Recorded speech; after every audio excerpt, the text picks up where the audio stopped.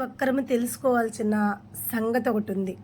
ఆ సంగతి ఏంటంటే, ప్రపంచంలో అందరూ చెట్టుకున్న కాయల్ని చూస్తారు కానీ చెట్టుకున్న ఆకుల్ని ఎవ్వరు చూడరు.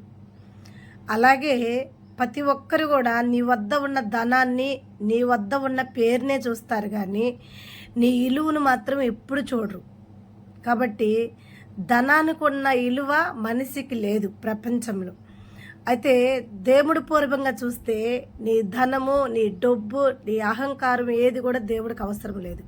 దేవుడికి కావాల్సిందల్లా ఒకటి, నీ వద్ద ఉన్న ఆకులు అన్నావు చూడు, ఆకులన్నీ లోకమంతా నిన్ను, ఆకులన్నీ రాలిపోయే మాటలతో, అవమానంతో నిన్ను బాధ పెట్టి నిన్ను శోధించిన నా దేవుడి వద్ద నీ జీవితం మరలా ఎలా ఉంటుందంటే, రాలిపోయిన నీ చెట్టుకు మరలా సిగురొచ్చి మరలా ఆకులు వచ్చేలా చేయగలిగిన దేవుడు. ఆకులుండే చెట్టే ఫలించగలిగిద్ది. అలాగే దేవుడి వద్ద విలువున్న మనిషి ప్రపంచంలో తప్పకుండా ఫలిస్తాడు.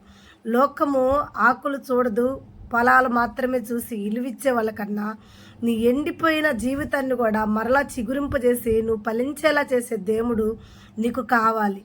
ఇకనైనా దేవుడి గురించి తెలుసుకో, మోకరించి ప్రార్థన చేయి, ప్రతిదినము దేవుడితో సహవాసం కలిగి ఉండు.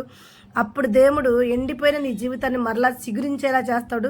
చిగురించిన నీ జీవితం లోకంలో జనాలందరూ కూడా నీకు సాగిలపడేలా, నువ్వు ఫలించేలా, నువ్వు అభివృద్ధి పొందేలా నూరింతల పంట నీ జీవితానికి దయచేస్తాడు. God bless you.